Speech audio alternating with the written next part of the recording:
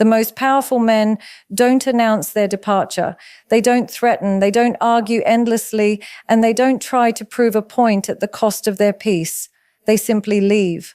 And that quiet decision confuses people more than any outburst ever could. Powerful men understand something most people learn too late. Not every battle deserves a response, and not every relationship deserves an explanation. Drama requires emotional investment in chaos. Calm requires self-control, and self-control is the highest form of strength. Emotional maturity is revealed not in how loudly someone reacts, but in how calmly they choose to respond. Silence, in this sense, is not passive or weak. It is deliberate. It is a conscious decision to step back rather than be pulled into chaos. Spectacle may draw attention, but silence preserves dignity. And those who are emotionally mature understand that not every moment requires a performance. When emotions are unregulated, they seek an audience. Pain wants to be seen, anger wants to be validated, and ego wants to win. This is where spectacle is born. Raised voices, dramatic exits, long messages meant to provoke guilt or reaction. But emotional maturity recognizes that expression without purpose becomes self-sabotage. Just because something is felt deeply does not mean it must be displayed publicly. Silence is often misunderstood as suppression, but there is a difference between swallowing emotions and mastering them. Emotional maturity does not deny feeling, it processes it privately. It allows space for reflection before reaction. Instead of responding impulsively, a mature person pauses, asking whether speaking will bring clarity or simply create more noise. Most of the time, silence answers that question. Spectacle is fueled by the need to control perception. It is an attempt to manage how others see the situation, to appear right, wronged, or powerful. But emotionally mature individuals have outgrown the need to perform their pain. They no longer measure their worth by who takes their side or who feels their absence immediately. They understand that self-respect does not require witnesses.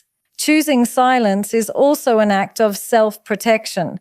Arguments often escalate not because of the issue itself, but because two wounded egos are trying to be heard at the same time.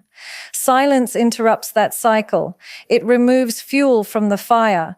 It prevents words spoken in heightened emotion, words that cannot be taken back, from causing permanent damage. There is also a quiet confidence in silence. It signals inner stability. It says, I am not destabilized by this. Emotionally mature people know that reacting dramatically hands power to the situation or the person provoking it. Silence, on the other hand, keeps power internal. It is a refusal to let external chaos dictate internal state. Spectacle seeks immediate relief. Silence seeks long-term peace. Drama may feel satisfying in the moment, but it often leads to regret. Silence may feel uncomfortable at first, but it creates space for healing and clarity. With time, the need to explain, defend, or justify fades, replaced by a deeper understanding of what truly deserves emotional energy. Emotional maturity means realizing that not every truth needs to be spoken and not every emotion needs to be displayed.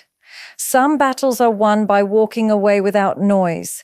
Some strength is expressed by restraint, and sometimes the most powerful response is choosing silence. Not because there is nothing to say, but because peace matters more than being seen. A calm exit is often misread as indifference or emotional detachment, but in reality, it is one of the clearest expressions of self-respect. It takes strength to walk away without burning bridges, without needing the last word, and without turning pain into performance. Weakness seeks validation through reaction. Self-respect chooses composure, even when emotions are intense. When someone stays calm while leaving, it means the decision was not impulsive.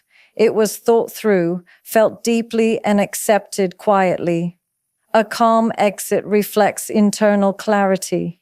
There is no need to convince, threaten, or dramatize because the person leaving has already made peace with the outcome.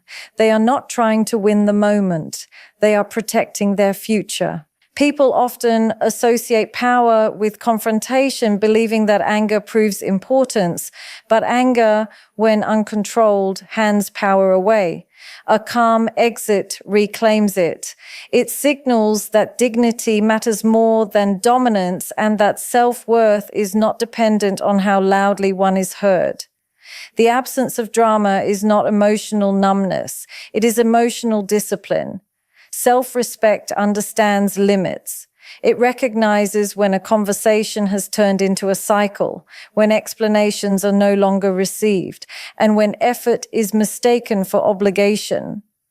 Instead of continuing to give energy where it is not valued, self-respect withdraws, calmly, without accusation, without spectacle. That restraint is not passive, it is intentional. There is also courage in leaving quietly because it requires letting go of being understood. Many people stay longer than they should simply to feel seen or validated. A calm exit accepts that not everyone will understand, and that understanding is not a prerequisite for peace. This acceptance is not resignation, it is maturity. A dramatic exit tries to force accountability through guilt or shock.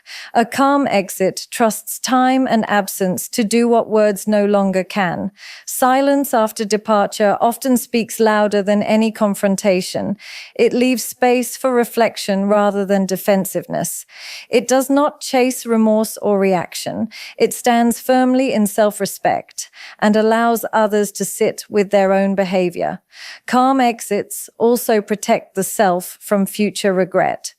Words spoken in heightened emotion can linger as shame long after the situation has passed. Leaving with composure ensures that integrity remains intact. Even if the relationship ends, self-respect stays. That continuity of character matters more than momentary emotional release. Choosing a calm exit is choosing inner alignment. It means actions finally match self-worth.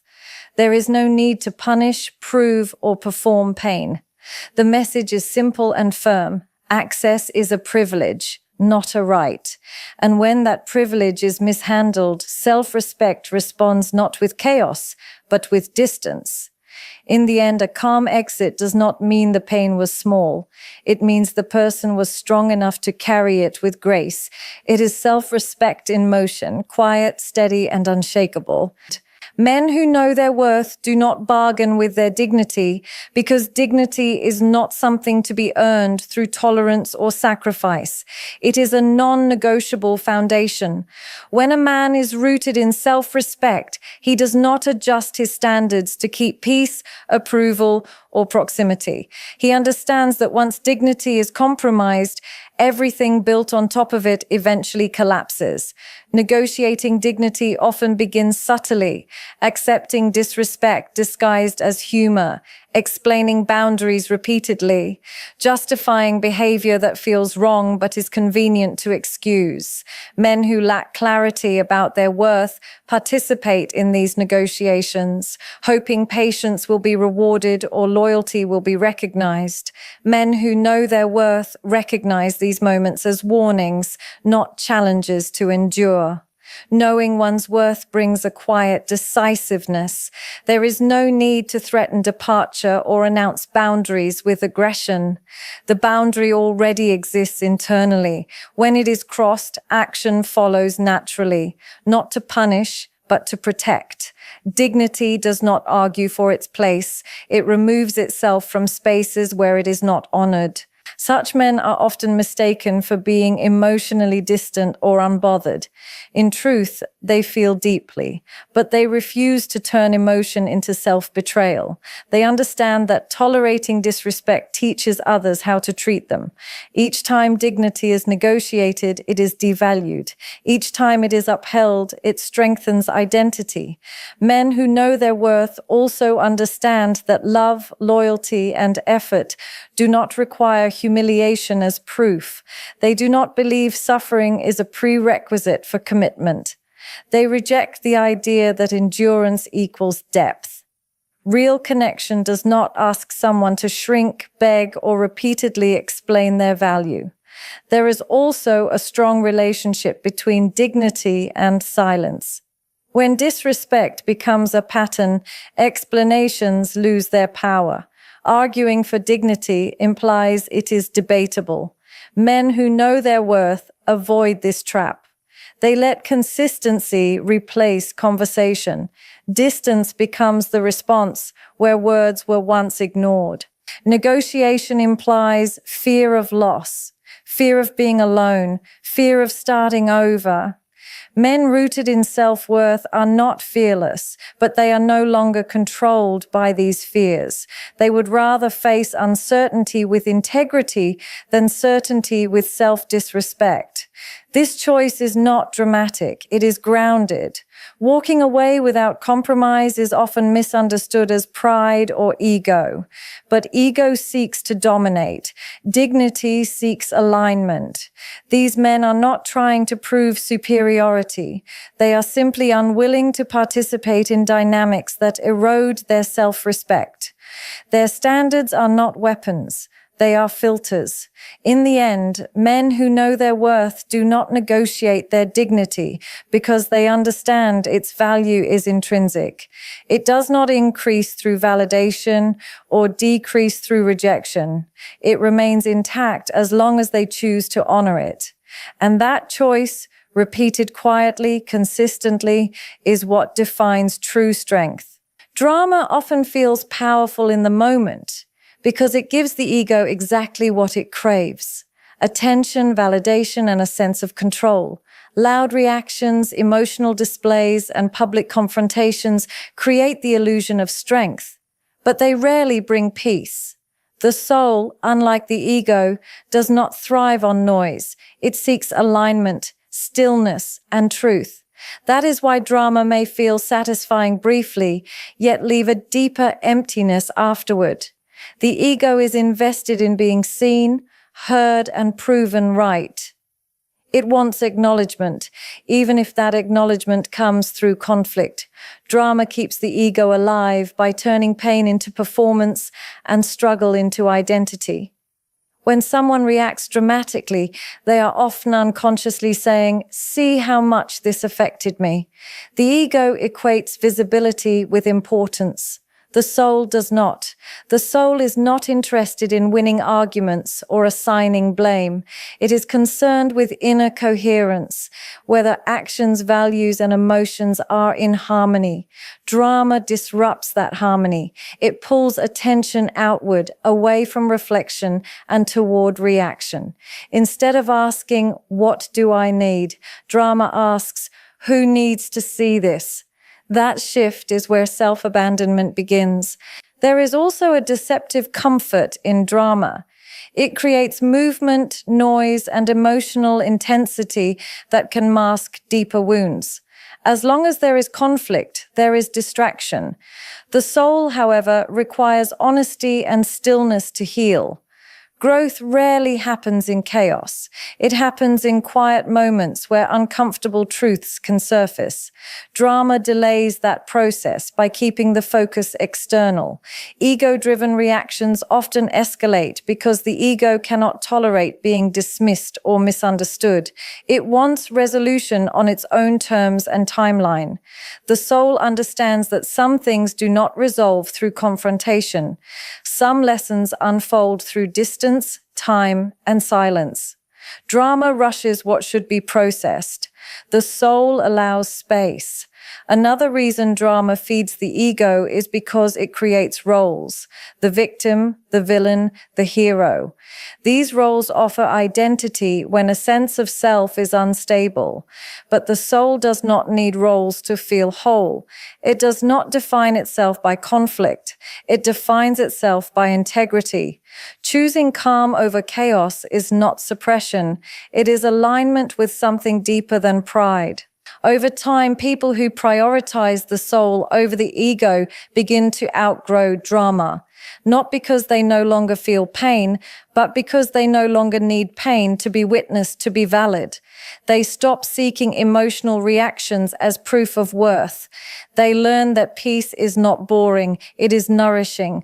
Drama exhausts. It drains emotional energy without offering resolution. The ego may feel temporarily inflated, but the soul feels depleted.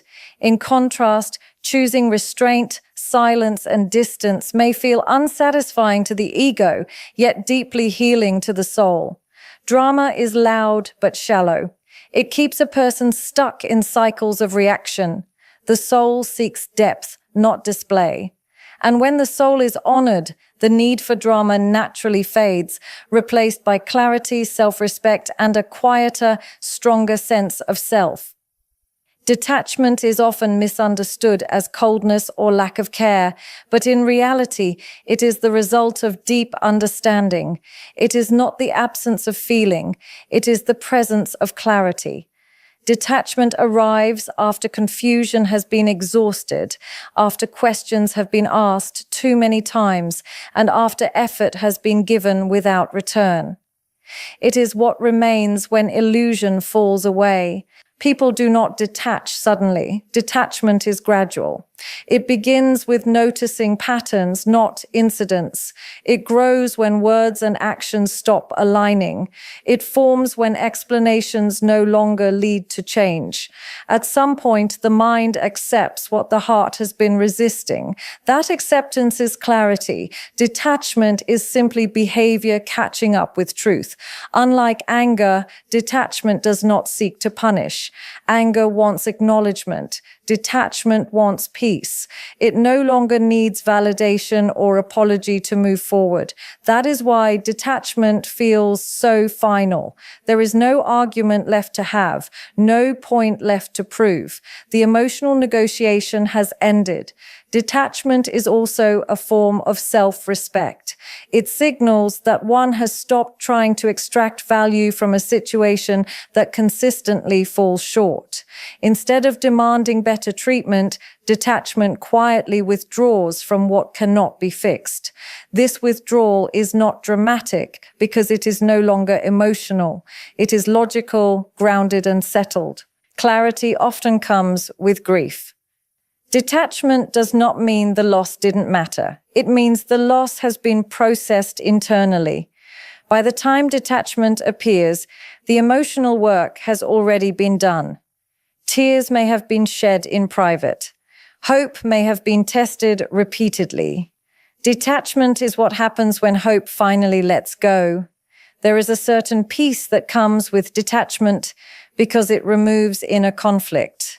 No more wondering, waiting, or interpreting mixed signals. The mind is no longer split between what is and what could be. Detachment unifies perception. It allows reality to be seen without distortion. Those on the receiving end of detachment often feel shocked. They mistake silence for indifference because they did not witness the internal struggle that preceded it. But detachment is not sudden. It is simply invisible until it is complete. When it arrives, it is steady and irreversible. Detachment also protects future self. It prevents repeated emotional injury by creating distance where boundaries were once ignored. It is a decision to stop bleeding in the same place. That decision requires courage, not coldness. Clarity does not always come through confrontation. Sometimes it comes through acceptance. Detachment is acceptance in action. It is the final acknowledgement that understanding has been reached and no further engagement is necessary. In that sense, detachment is not giving up. It is waking up. It is choosing truth over attachment, peace over hope that harms, and self-respect over emotional chaos. That is why detachment, though quiet, is often the clearest conclusion the heart can reach. Closure is often imagined as a final conversation, a dramatic explanation, or a moment where everything is finally understood by both sides. But real closure rarely looks like that. True closure is internal. It does not need witnesses, agreement, or validation. It is a private reckoning between what was hoped for and what actually happened. The need for an audience usually comes from unfinished emotion. When pain seeks spectators, it is often because the person is still asking to be seen, chosen, or understood. Closure, however, begins when that need softens. It starts when someone accepts that not everyone who hurt them is capable of understanding the impact of their actions. Waiting for that understanding keeps wounds open. Many people delay closure because they are waiting for acknowledgement, an apology, an explanation, a reaction that confirms their pain mattered. But closure does not depend on someone else's capacity for accountability. It depends on one's own willingness to stop outsourcing peace. When closure is placed in another person's hands, healing becomes conditional. An audience can even interfere with closure. Public explanations, shared narratives, and external validation often keep the story alive. Each retelling reinforces attachment. The mind stays engaged, replaying events, refining arguments, and seeking agreement. Closure requires the opposite, release. Silence allows the emotional charge to settle without being reactivated. Internal closure is quiet. It looks like no longer rehearsing conversations that will never happen. It looks like resisting the urge to explain yourself to people who already decided not to understand. It looks like accepting ambiguity instead of forcing answers. This acceptance is not weakness. It is emotional maturity. Closure without an audience also protects dignity. Explaining your pain to people who cannot hold it with care can deepen the wound. Not every experience needs to be shared, and not every ending needs commentary. Some chapters close best when they are not read aloud. There is also power in choosing not to be seen in your ending. When closure is internal, it cannot be debated, dismissed, or distorted. It belongs entirely to the person who lived the experience. No one else gets to define when it is complete. People often fear that without an audience, their pain will be invalid. But pain does not require recognition to be real.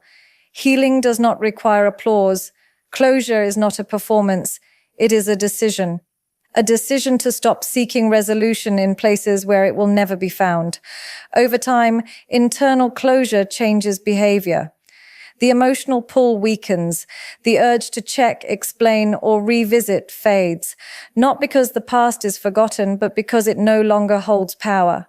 The story ends not with confrontation, but with clarity. In the end, closure is not something granted. It is something claimed. It happens the moment one chooses peace over explanation and self-respect over being understood. And that choice does not need an audience to be real. Walking away peacefully is often mistaken for surrender, but in truth, it is the clearest boundary a person can set. Words can be debated, twisted, or ignored. Repeated explanations lose their weight over time, but distance is unmistakable. When someone chooses to leave without anger, threats, or spectacle, the message becomes undeniable. Access has ended. A peaceful departure usually comes after many attempts to communicate. Boundaries are first spoken, then repeated, then slowly eroded.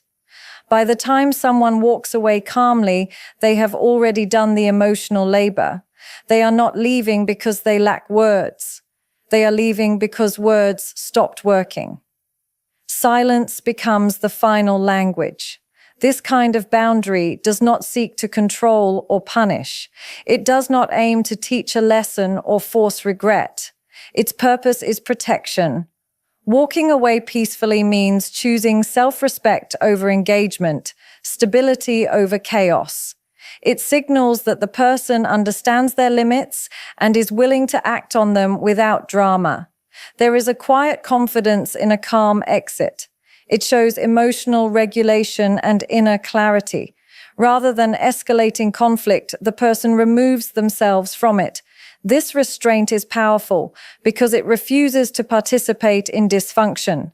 It says, "This no longer aligns with me," without needing to justify or explain. Peaceful distance often has more impact than confrontation because it creates space for reflection.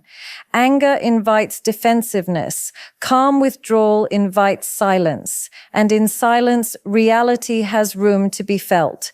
The absence of reaction can be more confronting than any argument because it removes the distraction of conflict. Many people stay in unhealthy dynamics because they fear being misunderstood. Walking away peacefully accepts that misunderstanding may happen and chooses peace anyway. That choice reflects self-trust. It shows that validation is no longer required to uphold a boundary. The person does not need agreement to act in alignment with their values. A loud boundary does not need volume. It needs consistency. When someone walks away and does not return to explain, justify, or reopen the door, the boundary becomes firm. It is not enforced through threats, but through follow-through. This consistency is what gives the boundary its strength. Peaceful walking away also preserves integrity. There are no words to regret later, no emotional damage inflicted in the heat of the moment. Even if the relationship ends, self-respect remains intact. The person leaves knowing they honored themselves without becoming someone they are not. This kind of boundary is often misunderstood by those who are used to chaos. They expect reactions, arguments, and emotional availability. Calm absence disrupts that expectation. It signals growth. It shows that the person has outgrown the dynamic and no longer needs to engage to feel powerful. Walking away peacefully is loud because it is final. It does not negotiate, threaten, or explain. It simply acts, and that action communicates more clearly than any speech ever could. In the end, the most powerful strength is not found in confrontation, noise, or the need to be understood. It is found in restraint, clarity, and the courage to choose self-respect when walking away would be easier to dramatize than to dignify. Silence over spectacle, calm over chaos, distance over debate. These are not acts of weakness, but proof of emotional maturity. Powerful men do not leave loudly because they no longer need to convince anyone of their worth. They understand that dignity is not negotiable, peace is not optional, and closure is not something granted by others. When understanding fails, they choose detachment. When respect fades, they choose distance. When words lose meaning, they let actions speak. A calm exit, a quiet boundary, and a peaceful departure are not escapes. They are conclusions written with self-respect. They reflect inner work done privately, decisions made without applause, and strength that does not require validation. This is why the loudest message is often delivered in silence. When a man walks away without drama, it is not because he felt nothing. It is because he felt enough to finally choose himself.